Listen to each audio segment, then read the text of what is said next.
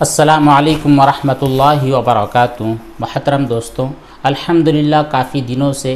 ہمارا ایک عظیم سلسلہ سوالات اور ان کے جوابات کا جاری ہے۔ آپ لوگ سوالات کرتے ہیں، ہم ان کے جوابات دیتے ہیں، کیونکہ فون کے ذریعے، واٹس ایپ کے ذریعے اور انسٹا اور ٹویٹر کے ذریعے ہم ہر آدمی کا پرسنلی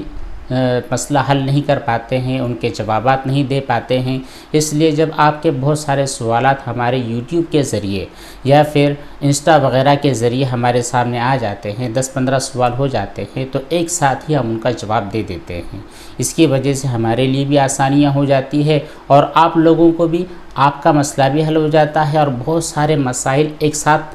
آپ کے حل ہو جاتے ہیں، بہت سارے جوابات آپ کو مل جاتے ہیں۔ تو یہ جو سلسلہ ہے الحمدللہ بڑی کامیابی اور کامرانی کے ساتھ چل رہا ہے۔ آج بھی ہماری نظروں کے سامنے بہت سارے سوالات ہیں، انشاءاللہ ہم کوشش کریں گے کہ ان میں کے چند سوالوں کے جوابات آج کی مجلس میں ضرور دے دیں۔ سب سے پہلا سوال ہمارے ایک بھائی سلیو آف اللہ، ان کی آئی ڈی کا نام ہے، انہوں نے کیا ہے اور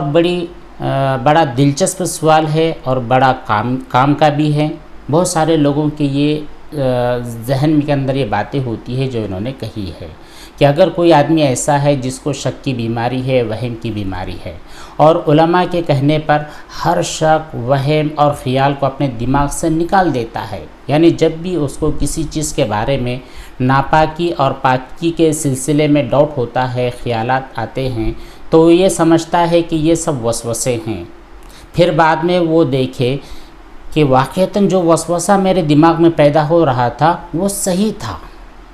مان لیجئے وضو کرنے سے پہلے آپ کو شک ہو رہا تھا کہ میں باوضو ہوں یا بے وضو ہوں، اور وہ آدمی ایسا ہے جس کو ہمیشہ شک ہوتا رہتا ہے، پھر وہ آدمی ہر قسم کے شک کو دماغ سے باہر نکال دیتا ہے اور اپنے آپ کو پاک تصور کر کے وہ نماز ادا کر لیتا ہے۔ حقیقت یہ ہے کہ وہ آدمی بے وضو تھا، تو ایسی کنڈیشن میں اس کی نماز ہو جاتی ہے یا وہ آدمی معافی کے درجے میں چلا جاتا ہے۔ دیکھیے، اس میں بہت ساری چیزیں آپ نے بیان کی ہے۔ پہلی چیز تو یہ کہ وہ آدمی شکی ہے، وہمی ہے اور اس کو ہر چیز کے بارے میں ڈاؤٹ ہوتا رہتا ہے،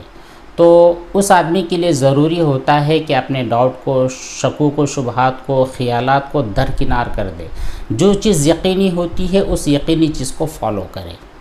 اب ایسا آدمی کسی نماز کو ادا کرنے کے لیے جا رہا ہے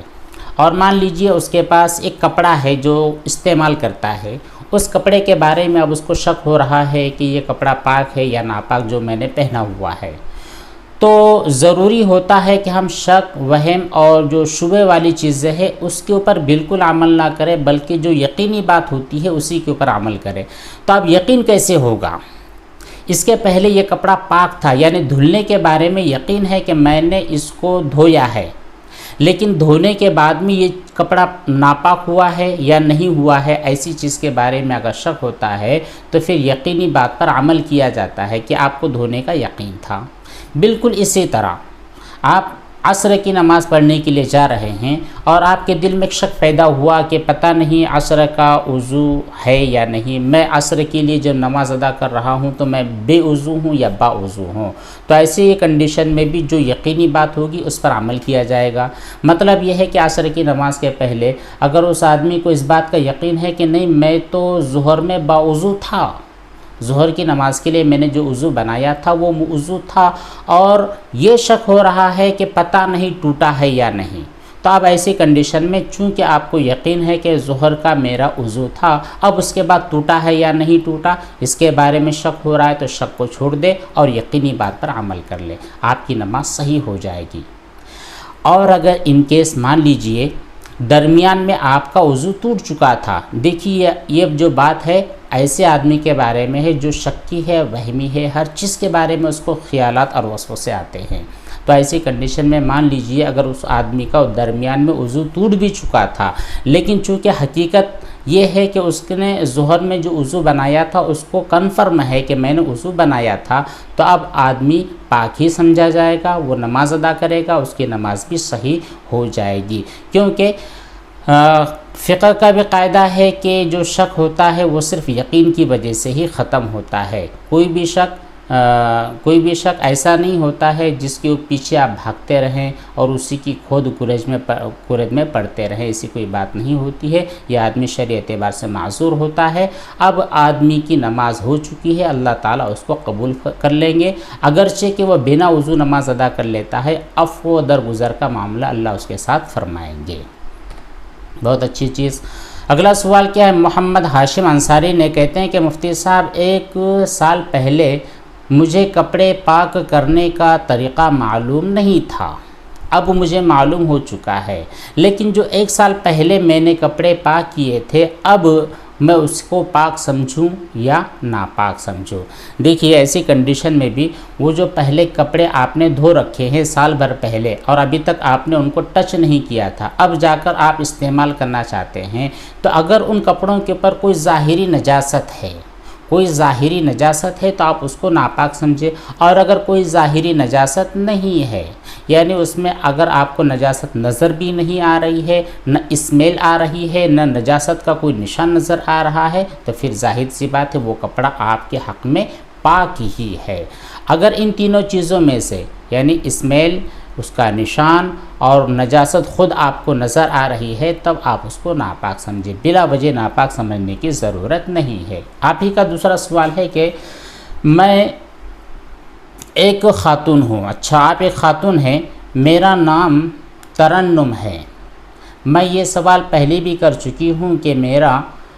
دیوان یا جو پلنگ تھا، میں جس جگہ پر وہاں پر کسی نے الٹی کی تھی 6 سال پہلے، پھر بعد میں ابھی تک ہم نے اس دیوان کو دھویا نہیں ہے، بلکہ صرف ایک گیلا کپڑا کر کے ہم نے پوچھ لیا تھا، اور آپ نے بتلایا ہے کہ جب تک آپ کسی چیز کو دھوتے نہیں ہیں اس وقت تک وہ پاک ہوتا نہیں ہے، تو میرا وہ جو دیوان 6 سال پہلے ناپاک ہو چکا تھا آج بھی وہ ناپاک ہی ہے، کیا ہوگا؟ دیکھیے آج بھی آپ کا وہ دیوان ناپاک ہی ہے، ٹھیک ہے، ایک چیز۔ دوسری چیز یہ کہ اگر آپ نے کسی بھی ذریعے سے اس کی نجاست کے نشانات اور اس کے اثرات کو ختم کر دیا ہے، چونکہ آپ وہاں پر پانی استعمال نہیں کرنا چاہتے ہیں، وہ اس لیے کہ اگر آپ نے پانی استعمال کیا تو آپ کا وہ دیوان خراب ہو جائے گا، گندا ہو جائے گا، اس کا وہ نقصان ہو جائے گا آپ کا، اس لیے آپ وہاں پر وہ استعمال نہیں کرنا چاہتے ہیں، تو آج بھی وہ ناپاک ہی ہے۔ لیکن اگر آپ نے کوئی کیمیکل یوز کیا، بہت سارے کیمیکل مارکیٹ میں ایسے ملتے ہیں کہ آپ ان سے لکڑی یا فلاں چیز کو جہاں پر آپ پانی استعمال نہیں کر سکتے ہیں وہاں پر اگر آپ اس کیمیکل کو یوز کریں گے تو نشان اور نجاست کی تمام چیزوں کو وہ ختم کر دیتے ہیں، تو آپ کا وہ دیوان پاک ہو جائے گا، آپ اس کو یوز کریں، لیکن اس چیز کو آپ ذہن میں لے کر نہ بیٹھیں، ٹھیک ہے؟ وہ ناپاک ہے اپنی جگہ پر، لیکن اس ناپاک دیوان کے آپ کے گھر میں رکھنے کی وجہ سے آپ کو کوئی ڈسٹربنس میں مبتلا ہونے کی ضرورت اس لیے نہیں ہے کہ وہ نچلا حصہ ہے اور کہاں کا حصہ ہے، وہاں پر آپ کا ہاتھ جاتا نہیں ہے، وہاں پر آپ کے پیر جاتے نہیں ہے، وہ حصہ ڈھکا ہوتا ہے تو کوئی ٹینشن لینے کی بات بھی نہیں ہے۔ اگر وہ ناپاک بھی ہے تو کوئی مسئلہ آپ کو شاید نہیں ہونا چاہیے، اور اگر آپ اس کو پاک ہی کرنا چاہتے ہیں تو پھر یہ سمپل سا طریقہ آپ کے پاس ہے، کوئی بھی کیمیکل 10-15 روپے کا بازار سے خرید لے اور اس کو صاف کر لے۔ ابراہیم حسین کہتے ہیں کہ جب مجھے وہم ہوتا ہے پگ کا تو میں اپنے دماغ سے وہم کو نکالنے کے لیے میں لا حول ولا قوت الا باللہ پڑھ لیتی ہوں، کچھ دیر تک وہ جو خیال ہوتا ہے پگ کا وہم اور وسوسہ ہوتا ہے وہ میرے دماغ سے نکل جاتا ہے لیکن بعد میں واپس آ جاتا ہے۔ دیکھیے جب آپ کو اس بات کا یقین ہے کہ جب آپ اللہ کا نام لیتی ہے نا، کوئی بھی وہم ہو چکا ہے، کوئی بھی وسوسہ آپ کے دماغ پر اٹیک کر چکا ہے اور اس وقت آپ اپنے دل کے تاروں کو اللہ تعالیٰ کے ساتھ جوڑ لیتی ہے، تو وہ باطل خیالات، گندے خیالات، شیطانی وسوسے آپ کے دماغ سے رفو چکر ہو جاتے ہیں، تو یہ بات سمجھ لے کہ اللہ تعالیٰ کا نام بڑا نام ہے۔ جب بھی آپ اس کا نام لیتی ہے تو شیطان دم دبا کر بھاگ جاتا ہے، بھلے ہی تھوڑی دیر کے لیے کیوں نہ ہو، تو آپ کو یہی پریکٹس ہمیشہ کرتے رہنی ہے۔ جب بھی وہ خیال پیدا ہو فوراً آپ لا حول پڑھ لیں، دن بھر میں اگر آپ کو 100 مرتبہ کیوں نہ پڑھنا پڑے 100 مرتبہ پڑھیں۔ ایک وقت ایسا آئے گا کہ اب یہ خیالات چاہے وہ پگ کے ہو یا کسی بھی چیز کے ہو، وہ خیالات ہمیشہ کے لیے آپ کے دماغ سے دور ہو جائیں گے۔ دیکھیے آپ کو جو بیماری ہوئی نا اچانک نہیں ہوئی ہے، یہ اسٹیپ بائی اسٹیپ دھیرے دھیرے اور کئی سالوں کی محنت کے بعد اس بیماری نے آپ پر اٹیک کیا ہے، تو ختم بھی اچانک تو ہونے والی نہیں ہے، اس لیے دھیرے دھیرے ہی ختم ہوگی۔ آپ کو باقاعدہ یہ پریکٹس کرتے رہنا ہے اور خیالات کو بہت زیادہ لفٹ آپ کو نہیں کرانا ہے، چھوڑ دینا ہے۔ اب آپ اس تعلق سے سوال کرنا بھی چھوڑ دیں تو بہت زیادہ بہتر ہوگا، کیونکہ آپ جتنے زیادہ سوالات کرتے رہو گے وہ اتنے زیادہ اپنے پیروں کو پھیلاتے رہیں گے۔ رضوان انصاری کہتے ہیں کہ ندی، تالاب، پوکھرا، جھیل، واٹر فال اور بھی باندھ وغیرہ بہت سارے پانی کے نام آپ نے گنائے ہیں، تو ان تمام پانیوں سے غسل کر سکتے، بالکل کر سکتے ہیں۔ جتنے پانی ہوتے ہیں وہ پانی اپنی ذات کے اندر پاک ہوتے ہیں، جب تک کہ آپ کو ناپاکی کا یقین نہیں ہوتا ہے۔ تو آپ تمام جو پانی آپ نے ندی تالاب وغیرہ گنائے ہیں، کنویں گنائے، سب چیزوں سے آپ غسل بالکل کر سکتے ہیں، ٹینشن لینے کی کوئی بات نہیں ہے۔ اچھا، اب دوسرا سوال بھی آپ کا یہ ہے کہ اگر کوئی آدمی ٹنکی کے پائپ پر پیشاب کر دیتا ہے، پیشاب اگر کر دیتا ہے رضوان انصاری بھائی، اگر کوئی آدمی کسی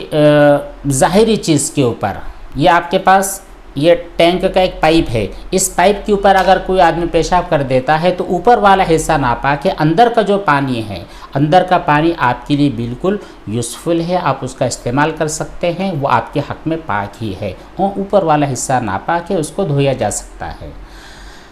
حیدر علی صاحب کہتے ہیں کہ مفتی صاحب اللہ تعالیٰ آپ کو لمبی زندگی دے، آمین۔ کوئی اتنے پیار سے نہیں سمجھا تھا، آمین آمین، ماشاءاللہ۔ دیکھیے یہ جو عام طور پر ہمارے پاس فی الحال جتنے لوگ سوالات کر رہے ہیں، یہ وہم، وسوسے، OCD، اس طرح کے جو لوگ ہیں زیادہ تر اسی قسم کے سوالات کرتے ہیں، اور یہ لوگ بڑے پریشان ہو جاتے ہیں۔ اگر آپ انہیں جھڑک دو گے، دھتکار دو گے، ان کے ساتھ سختی کے ساتھ بات کرو گے تو یہ اور بھی زیادہ ڈپریشن کے شکار ہو جاتے ہیں۔ تو ایسے لوگوں کے ساتھ اسی طرح کی باتیں کرنی ضروری ہے، اور ویسے بھی عام طور پر لوگوں کو اچھی باتیں ہی کرنی چاہیے، پیار محبت سے ہی باتیں کرنی چاہیے، باتیں بھی سمجھ میں آتی ہے اور انسان کے دل کو سکون بھی مل جاتا ہے۔ میری ایک رائے یہ ہے کہ یہ جو لوگ ایک مرتبہ کسی بیماری سے نکل جاتے ہیں تو بالکلیہ طور پر نکل جانا چاہیے۔ ہمارا جب کوئی مسئلہ حل ہو گیا ہے تو دوبارہ اس مسئلے کے اندر جانا نہیں چاہیے۔ یہ ہمارے ان تمام لوگوں سے درخواست ہے، گزارش ہے جو لوگ اس لائن سے گزر رہے ہیں کہ جب آپ اس بیماری کو پیچھے چھوڑ دیتے ہیں تو دوبارہ مڑ کر آپ کو اس کو دیکھنا نہیں ہے، اس کے بارے میں آپ کو ڈسکشن بالکل کرنا نہیں ہے، یہ بہت اچھی چیز ہوگی۔ محمد یوسف صاحب کہتے ہیں کہ مجھے قطرے کی بیماری ہے، جب غسل کرتا ہوں تو اس سے پہلے ناپاک کپڑا دھوتا ہوں تو اس کو دھوتے وقت چھینٹے ہر جگہ پر۔ دیکھیے آپ نے جو بات بتلائی ہے یہ چین والی باتیں ہیں کہ میں نے یہ کام کیا، پھر وہ ناپاکی اڑ کر وہاں چلی گئی، پھر اس کو صاف کیا، پھر اس کے چھینٹے اڑ کر دیوار کو لگ گئے، پھر وہ چھینٹے اڑ کر باہر زمین پر چلے گئے، اب پورا میرا گھر ناپاک گندا ہو چکا۔ یہ ہوتی ہے نجاست کی چین۔ آپ کو اس چین کو بنانا نہیں ہے، اور اگر بن چکی ہے تو اس کو توڑ دینا ہے، ٹھیک ہے؟ کیونکہ جب آپ کو نجاست اور ناپاکی کا یقین ہوتا ہے تو وہ ایسا نہیں ہے کہ سب چیزیں بھر جاتی ہے، انسان اتنا کیئرلیس نہیں ہوتا ہے، انسان بہت زیادہ دھیان اور توجہ کے ساتھ کام کرتا ہے۔ ایسا نہیں ہوتا ہے کہ ہم نے پیشاب کیا جانوروں کی طرح وہ سب طرف بکھر گیا، ایسا ہوتا نہیں ہے، یہ سب ہمارے خیالات ہیں۔ آپ اس چین کو توڑ دیں، کوئی چیز ناپاک ہوتی نہیں ہے۔ ہاں، غسل کرتے وقت اگر پیشاب کا قطرہ نکل بھی گیا ہے نا تو پانی کے فلو کے ساتھ بہہ جاتا ہے، اس کی چھینٹے پورے آپ کے باتھ روم میں پھیلتے نہیں ہیں، یہ آپ کے دماغ کے خیالات، اس لیے زیادہ ٹینشن لینے کی بات نہیں ہے۔ ہاں، اگر آپ کو لگی رہا ہے نا تو ایک مرتبہ پانی کو بہا دیا آپ نے، وہ پانی باہر نکل گیا، کوئی مسئلہ نہیں ہے، کوئی چیز پاک کرنے کی ضرورت نہیں ہے۔ آپ ہی کا ایک سوال اور یہ ہے کہ مجھے وہم ہوتا ہے کہ جب ہم بڑا استنجا کرتے ہیں تب بھی اس کی چھینٹیں، یہ دیکھیے وہم ہی، آپ نے خود کہا ہے کہ مجھے وہم ہوتا ہے۔ جب بھی شک کی بات آئے گی تو ہم کو اس کے بارے میں سوچنا ہی نہیں ہے، مفتی صاحب سے سوال ہی آپ کو نہیں کرنا ہے، کیونکہ خود آپ کو پتہ ہے کہ یہ میرا وہم ہے، اور وہم کا حکم یہ ہے کہ یہ وہم اٹھا کر اپنے کچرے کے ڈبے میں ڈال دینا ہے۔ वहम की कोई हकीकत होती नहीं है, इसकी कोई हैसियत होती नहीं है, इसकी कोई वैल्यू होती नहीं है। तो वहम को हम वहम ही समझें और उसको दिमाग के अंदर लाना और अपने कमेंट्स में लिखना, ये बिल्कुल गलत बात होती है। तो वहम की कोई हकीकत नहीं है। नाहिद गज़ाला कहती है कि अगर कोई गैर मुस्लिम लेडी रेस्टोरेंट में हमें दावत दे और हम उसको मना कर दे कि नहीं हम आपकी दावत में नहीं आ सकते हैं, पर वो ना माने और फिर वो हमें उसके साथ जो कि हमारे गैर मुस्लिम लेडी है उसके साथ जाकर हम रेस्टोरेंट में खा सकते हैं या नहीं। देखिए, अगर आपको कोई आदमी दावत देता है, चाहे वो मुसलमान हो या गैर मुस्लिम हो, उसकी दावत आप कबूल कर सकते हैं। शर्त यह है कि उसकी कमाई, उसकी आमदनी हलाल हो। अगर हराम आमदनी है, किसी मुसलमान की आमदनी हराम है और वो आपको आपके घर पर दावत दे या रेस्टोरेंट में दावत दे, तो फिर उसकी दावत आप कबूल नहीं कर सकते, क्योंकि जो लुक़मा हमें खिलाएगा वो लुक़मा हराम वाला है, हलाल नहीं है। और अगर कोई आदमी अपनी हलाल कमाई से आपको दावत देता है, चाहे अपने घर में हो, रेस्टोरेंट में हो या फिर अपनी शादी ब्याह में हो, चाहे वो मुसलमान हो या गैर मुस्लिम, उसकी दावत को कबूल करने में कोई हरज नहीं है। शॉर्ट्स अपलोडर कहते हैं कि नापाक पानी टूटी पर लग जाए तो एक मग्गा पानी डालने से बिल्कुल पाक हो जाएगा। नापाक पानी इतना स्ट्रॉन्ग नहीं होता है, उसका ख़तरा इतना स्ट्रॉन्ग नहीं होता है कि आपकी टूटी पर एक मरतबा बैठ जाए तो हिलने का नाम ना ले, ऐसी उसकी पोजीशन होती नहीं है। एक मरतबा पानी डालोगे वो पानी नीचे फ्लो में बह जाएगा और आपकी टूटी पाक हो जाएगी। अज़ीम मोइन कहते हैं, अस्सलाम वालेकुम मुफ्ती साहब, मेरे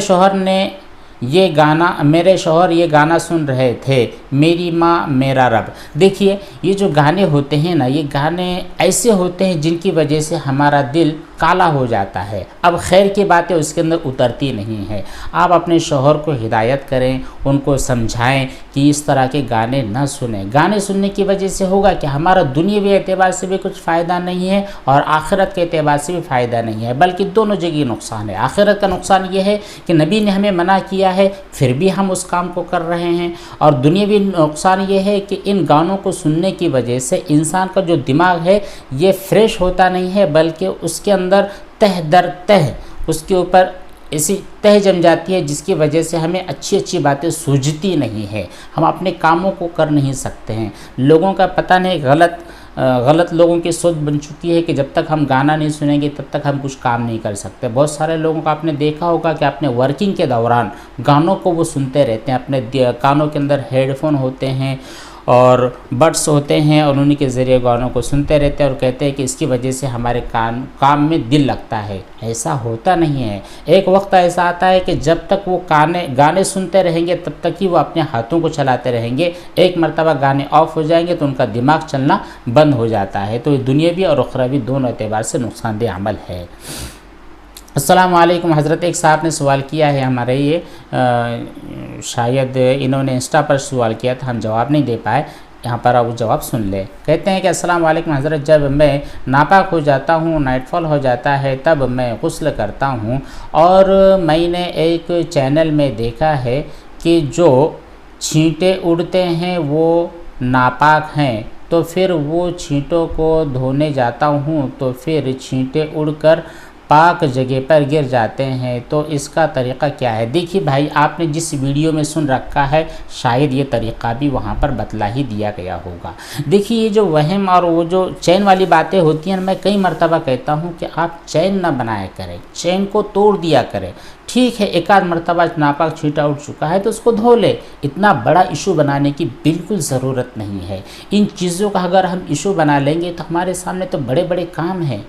कुरान करीम की तिलावत है, नमाज़ों की अदायगी है, फ़राइज़ है, सुन्नतें हैं, तहज्जुद की नमाज़ें हैं, और अभी रमज़ानुल मुबारक आने वाला है तो वहाँ पर तरावी है और बड़े बड़े आमाल हमें करने हैं। इन छोटी छोटी चीज़ों के अंदर इनको सोच सोच कर अगर हम हलकान होते रहेंगे, अपने दिमाग को ख़त्म करते रहेंगे, तो फिर बड़े बड़े काम, बड़ी बड़ी नेकी हम नहीं कर सकते। तो शैतान होता है जो आपको इस चक्रव्यूह में डालने की कोशिश करता है, आप इससे बाहर निकले। हाँ, अगर कहीं नजासत का, नापाकी का कोई छींटा वगैरह पड़ जाता है तो एक आध मरतबा पानी डालकर उसको बहा दे, बस उसी को लेकर बैठना नहीं है। मोहम्मद अनीस साहब कहते हैं कि तबलीग जमात में आने वाले साथियों को ساتھیوں کے لیے گیس کا سلنڈر مسجد کے چندے میں سے لانا کیسا ہے؟ دیکھیے جو مسجد کے چندے کا جو پیسہ ہوتا ہے اس پیسے کو مسجد کے مصارف میں مسجد کے مصارف ہی میں خرچ کرنا ہے، ٹھیک ہے۔ مسجد کا جتنا مصرف ہے وہی، ہم مہمان مسجد میں آ جاتے ہیں تو آنے والے مہمان ان کے اوپر خرچ کرنا یہ مسجد کا مصرف نہیں ہے۔ اسی طرح جو جماعتیں مسجد میں آتی ہیں ان کے لیے گیس سلنڈر کا انتظام کرنا ہوتا ہے تو یہ بھی مسجد کے مصرف میں سے خرچ نہیں کیا جا سکتا ہے، مسجد کا مصرف وہ نہیں ہے، بلکہ جو آپ کے محلے کے چند لوگ ہوں گے، صاحبی حیثیت جو لوگ ہیں، ان کو آپ ترغیب دلائیں کہ ہمارے یہاں پر جو علماء آتے ہیں، ہمارے یہاں پر جو مہمان وغیرہ آتے ہیں، جماعتیں آتی ہے، تو ان کے کھانے پینے، ناشتے اور چائے پانی کے انتظام کے لیے جو گیس سلنڈر کی ضرورت ہوتی ہے، اسی طرح پانی کے جار کے جو ضرورت ہوتی ہے، تو یہ ضرورت جو چند صاحب حیثیت لوگ ہیں وہ سب مل کر آپس میں اس بوجھ کو اٹھا لیا کریں، یہ بڑا ثواب کا کام ہے۔ اللہ تبارک و تعالیٰ ایسے نیک کام کرنے والے لوگوں کو ہمت دے، توفیق دے۔ بہت ساری مساجد میں ہم نے دیکھا ہے کہ باقاعدہ یہ نظم چلتا ہے، مسجد کا جو روپیہ، چندے کا جو روپیہ ہے وہ اس میں خرچ نہیں کیا جاتا، بلکہ لوگ محلے کے ہی لوگ مل کر کے یہ تمام کام کرتے ہیں۔ تو آپ کو ایسا ہی کرنا چاہیے۔ اس خان کہتے ہیں السلام علیکم مفتی صاحب، افطار کے وقت اگر بہت ساری مسجدوں سے اذان کی آواز آتی ہو تو کیا اپنے محلے کی مسجد کی اذان سے روزہ کھولے یا پھر دور سے آنے والی اذان کی آواز سے بھی سحری یا افطار کر سکتے ہیں؟ ثنا خان، دیکھیے روزہ چاہے افطار کا معاملہ ہو یا پھر سحری کا معاملہ ہو، ضروری ہے کہ وقت ہو جائے، ٹھیک ہے۔ یہاں پر اذان کا اعتبار نہیں ہے، یہ وقت کا اعتبار کرنا ہے۔ اگر وقت ہو چکا ہے تو آپ افطار بھی کر سکتے ہیں، اور سحری کا جو کھانے کا جو معمول ہے وہ بند کر دینا ہے وقت کے ختم ہوتے ہی،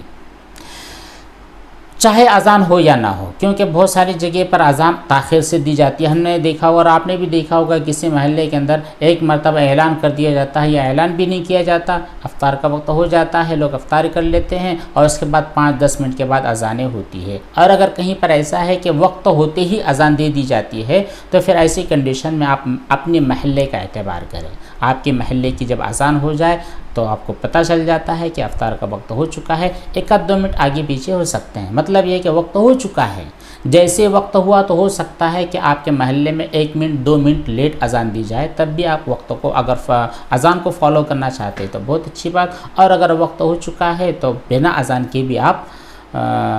افطار کر سکتے ہیں، کوئی ٹینشن کی بات نہیں ہے۔ اگر تمام محلوں کے اندر اذانیں ہو رہی تو آپ اپنے محلے کی اذان کا ویٹ کر لیتے ہیں تو اور بھی زیادہ اچھی بات ہوتی ہے۔ بس اتنے سوالات ہیں اور کافی سوالات ہو چکے ہیں۔ اب اس کے علاوہ جو بہت سارے سوالات ہیں انشاءاللہ ہم اگلی نشست میں، اگلی مجلس میں ان کے جوابات ضرور دیں گے۔ اللہ تبارک تعالی ہم تمام کو عمل کی توفیق بخشے۔ والسلام علیکم ورحمۃ اللہ وبرکاتہ۔